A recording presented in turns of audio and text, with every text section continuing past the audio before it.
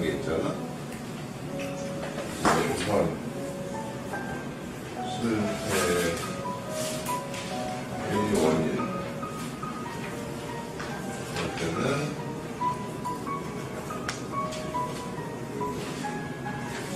잘못된 실수를 했다. 지금 우리 인선생이나 공부는 이게 잘못된 시술이 되지 않기 위해서 하는 과정을 익히는 거야. 시간이 걸리는데 이거 역시 본인이 노력하지 않으면 안 돼. 본인이 나의 발전, 자기의 발전을 위해서 노력을 해야지. 잘못된 시술 말고 또 실패할 수 있는 원인이 뭐가 있을까요? 정준경 실장님. 네, 관리소금. 맞았어요.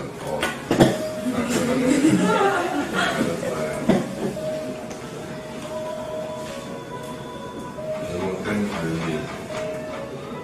이게 있을 수 있어요. 그죠? 네. 그러니까는 우리가 네가 빠졌다.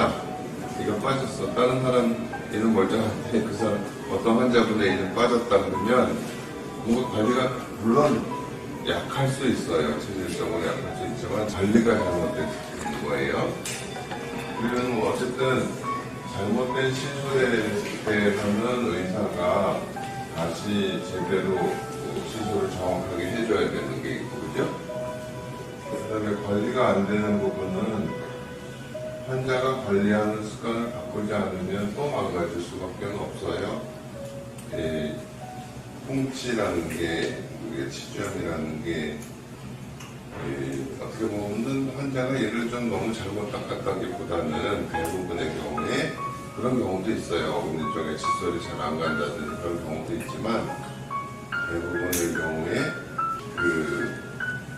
나는 체질이 약한데 그 체질이 약한 거, 치아가 약한데 잇몸이 약한데 잇몸이 약하니까 보통 사람과 달리 관리를 열심히 해야지 오래 가는데 그게 관리가 제대로 안 되면 또 망가질 거예요. 그러니까 시술을 잘 했다 하더라도 관리가 안 되면 또 망가질 거예요. 그죠?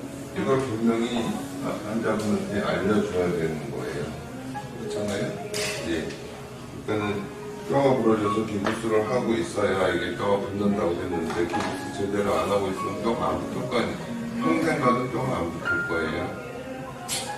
그런데 여기서도 이제 또 병원에서 해야 될 일은 이 환자분이 제대로 이를 닦고 있는가 하는 거에 대해서 모니터링을 해줘야 된다고.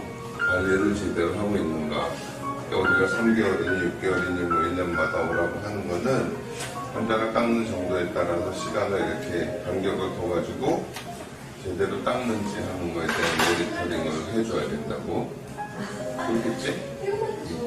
이거 그냥 당신이 잘못 닦았어요는 끝낼 게 아니라 이것까지 해주기 위해서 정기적인 비꼴책을 하고 자꾸 얘기를 해주고 그렇게 해줘야 되겠다. 그 얘기예요. 그러니까 예를 들어서 치아가 이렇게 있고 이게 뭐 5번 차, 자연차가 있다고 쳐. 여기 6번 이렇게 해가지고 여기다 6번에다가 인수한테 이렇게 심어야 돼. 이렇게 심어야지 맞는데 이렇게 심어야지 맞는데 치아가 있고 치아를 뭐 6번 치아 이렇게 심어가지고 이렇게 삐딱하게 만들어 놓는 경우도 있어요. 그죠? 그러면은 이 보철물에 대해서 이렇게 자꾸 여기서 힘을 가하면은 쓰러지는 힘이 가해지고 나서가 풀리거나 뭐 이런 잘못된 시술을 하면 안 되겠죠. 잘못된 시술이라는 거는 그러니까 우리가 파노라마 엑스레이로 볼 때 이런 각도도 있을 수 있지만 이렇게 단층 촬영해서 보면 여기 대합치가 있고 여기 이렇게 들어가줘야 되는데 이렇게 들어가줘야 되는데 뭐 너무 이쪽에 나왔다든지 이쪽에 나왔다든지 해도 또 마찬가지예요. 그거는 시술이 잘못되면 그거를 그냥 다시 고쳐주는 수밖에 없어요. 그죠? 이제 이런 부분이 어떤 기계적인 실패에 대한 얘기라면 그 다음에 또 어떤 분이 이렇게 자꾸 나사가 풀려서 오는 분이 있잖아요. 이제 나사가 잘못될 수도 있고 어떤 부속의 연결이 잘못됐을 수도 있고 그래요. 우선은 나사를 쪼여서 확인을 하고 교합을 조절을 하고, 그래도 안 되면 다시 만들어줘야 되는데, 제일 나쁜 거는 뭐냐면 임플란트가 불량품이다 그러면 그 임플란트를 바꿔야 되는데 그건 환자한테 굉장히 큰일이 되잖아요. 근데 그거는 어떻게 보면 병원의 잘못은 아니에요. 여기 식약청에서 허가를 받고 거기서 이렇게 나온 거기 때문에 이건 이제 기계적으로 이렇게 볼 수가 있다는 거. 또 하나는 이제 생과학적인 실패에 대한 얘기는 시야가 있고 주변에 이제 시조골이라는 뼈가 있고 잇몸이 둘러싸여 있고 그런데 잘 닦이지 않아서 뼈가 이렇게 이제 내려가서 망가지는 분들한테 이를 빼고 뼈를 다시 쌓고 임플란트를 하는데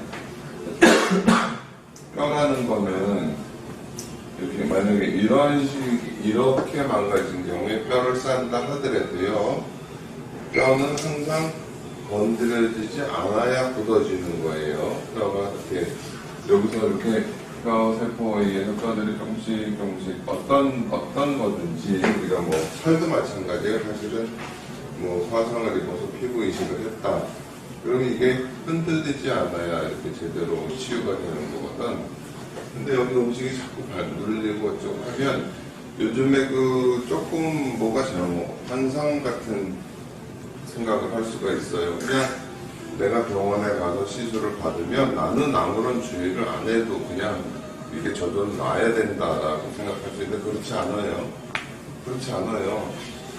낳고 나면 뭐 어떤 분은 이렇게 뭐라 그럴까 재활 치료라는 걸 열심히 본인이 해야 되는 경우도 있고 그렇지. 그건 저절로 다 되는 게 아니고 내가 해야 될 환자가 해야 될 몫이라는 게 꼭 있고 그걸 알려주고 그게 되도록 계속 체크를 해주고 그렇게 해야 된다는 거예요.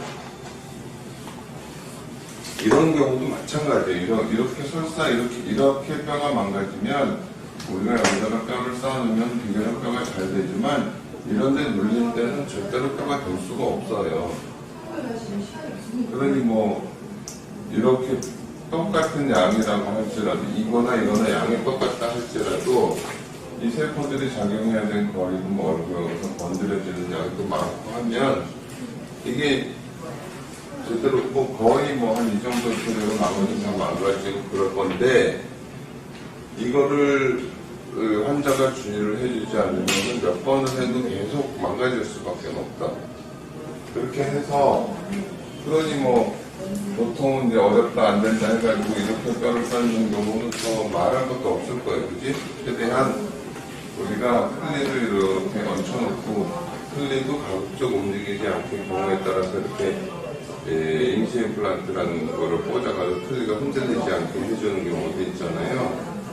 클리를 덮어놓는다는 거는 이 뼈 쌓아놓은 게 흔들리지 않고 그대로 있어주라고 하는 건데 식사를 하다거나 하다가 이게 자꾸 눌리고 건드려지고 하면 이게 뼈가 이대로 굳을 수가 없으니까 경우에 따라서는 이렇게 돼가지고 여기다가 임시 임플란트 같은 걸 넣어서 틀니가 조금이라도 덜 움직이게 그리고 가끔 여러분이 이제 우리가 보호 틀니를 해주는 경우에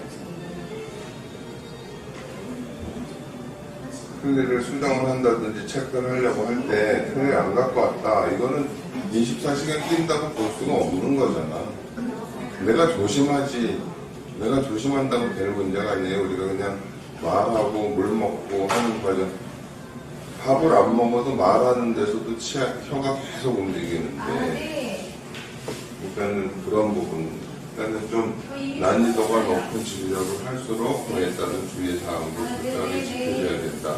모두 다 지켜내요?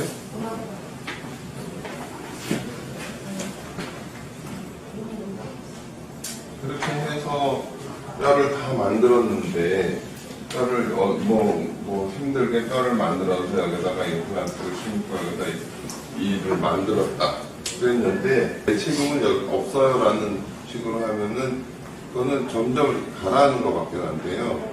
내가 책임을 지려는 자세로 가야 되는 거지.